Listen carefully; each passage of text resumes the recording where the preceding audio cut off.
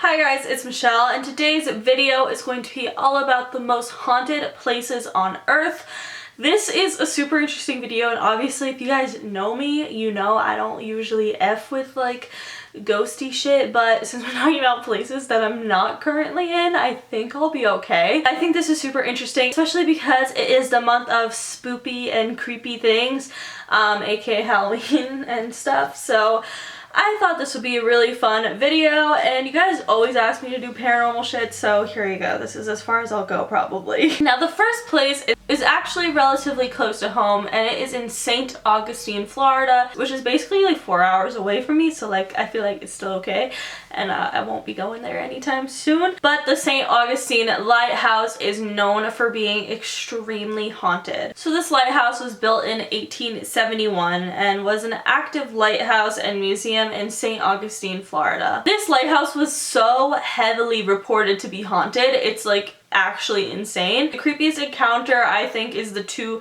little girl ghosts that a lot of people tend to see. So these little girls are actually believed to be the ghosts of the daughters of Hezekiah Pitti, who is in charge of the construction on the lighthouse in the 1870s. His two daughters actually died on site of the lighthouse when it was under construction during an extremely terrible and weird accident, which is obviously creepy as hell because that would make sense as to why people see two little girls. Like, it's reported by staff and also visitors in general, which is super weird and super eerie. Honestly, if you guys want me to go here, I kind of want to film there. Like, I don't know, maybe I'll probably not, but like honestly I want to fly Loie out so like she could come with me, because I would never go by myself. You think I'm freaking nuts? The other typical ghost that's seen was actually a woman who has been seen standing in the stairway of the lighthouse, and also her voice has been heard multiple times by many different people. And people say that her voice is often crying out for help. Also, a ghost of a man has been seen frequently throughout the lighthouse. This ghost is actually believed to be a Civil War hero, and also the former lighthouse keeper, William A. Harn. Because of all the very consistent and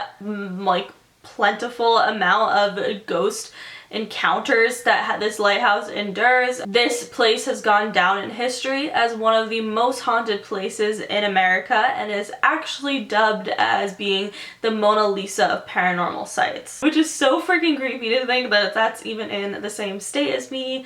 Like, no. Bye. The next place is super creepy, and it is the Queen Mary Hotel in California. So this hotel is actually not like any other hotel that you've probably ever seen. It's actually a huge cruise ship liner. So in the 1930s to the 1960s, the Queen Mary was actually, like I said, an ocean liner that sailed the North Atlantic Ocean.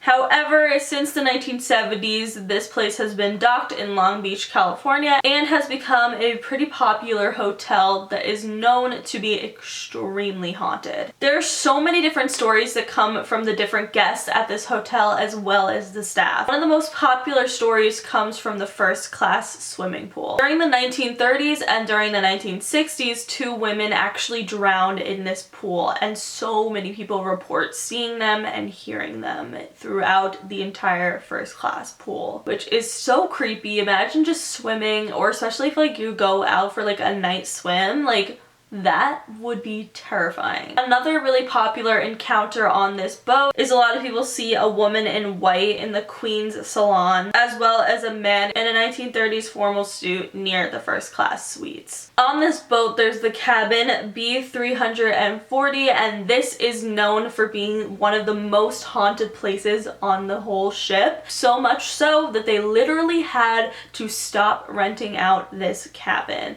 They used to be like a normal room on the ship that people could rent out perfectly fine, but now because of all the reports and the demand to stay at this place in this specific cabin, they had to shut it down, which is weird because you'd think that they wouldn't, so that they could capitalize on that and charge extra, because a lot of people will want to stay in a haunted room. But that's actually not the case, and that makes you wonder, is there something really dark going on, or I don't know. Because wouldn't they want to maximize the money that they're making? It's pretty weird. So the next couple places that I'm going to be talking about is from an entire town that you guys have definitely heard of, which is Salem, Massachusetts. So this place being haunted is, of course, is no surprise to anyone, because if you think about all the history that went on in this place, it is absolutely terrifying. So if you didn't know, basically the Salem witch trials took place in Salem in 1692, and I'm not going to go into what actually happened in the witch trials because I want to do a whole video on it. If you guys would want to see that, let me know in the comments below,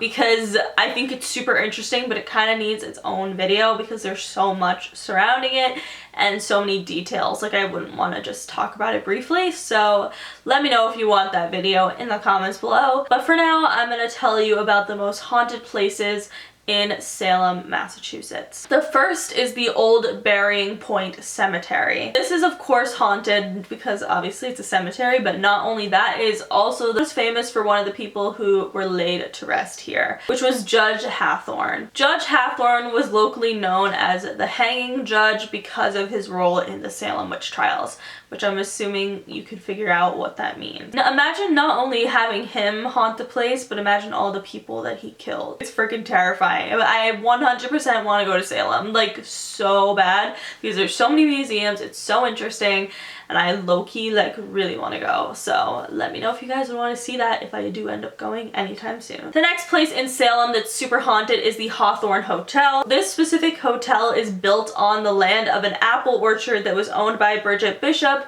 who was the first person to be hanged that was accused of being a witch during the witch trials of 1692. What's creepy about this is so many guests have reported smelling apples like really intensely, even though there are no apples anywhere on site of this hotel, which is super creepy because obviously it wouldn't still smell like an apple orchard because it was like 300 and something years ago. So I mean, that's just a little weird.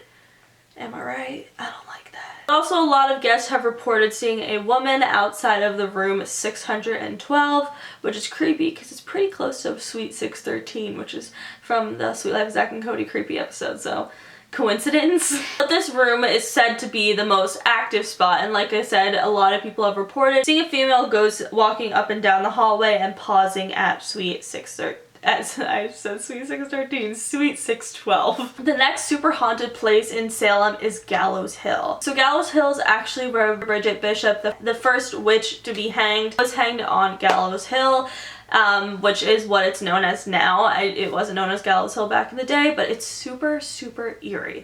Like, anytime I hear the words Gallows Hill, I freak out, but a lot of people claim that this place is super haunted because it is the death place of a lot of witches. Also, allegedly, a lot of these witches were buried on Gallows Hill, and it's super creepy because when I was in theater, there's actually like this one act, which is like a one-act play, where my friend directed, and it's literally so eerie, and it was about Gallows Hill and the different trials and stuff, like kind of like it was like basically like a bunch of witches were like standing in the back and like kind of haunting the like more modern people. Like, they were going to have a sleepover on Gallows Hill, which why the hell would you do that? But they did, and it was super interesting. So if you could find that one act, I don't know, check it out. It was actually really good. But yeah, that Gallows Hill just, ooh, it like, I feel like gives me chills just thinking about it.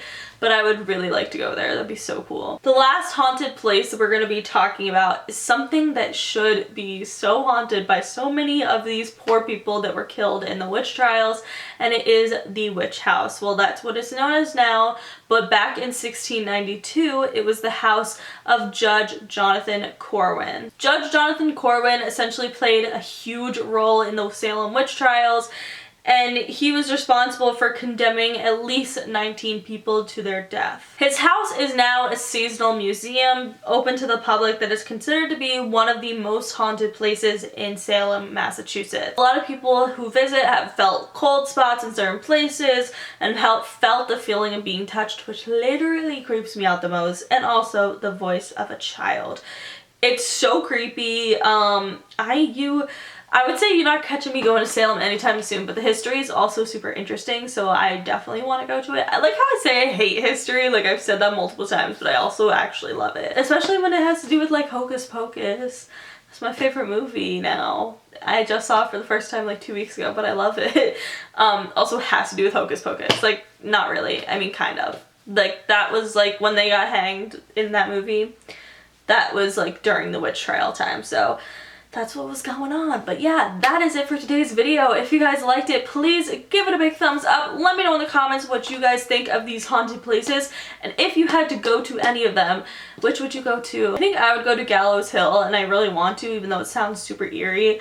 I think it would be super interesting. But yeah, that is it. Make sure you follow me on Twitter, Snapchat, and Instagram because I'm always posting really dope ass shit on there. Subscribe for new videos every single day, and I will see you all on Monday. Bye!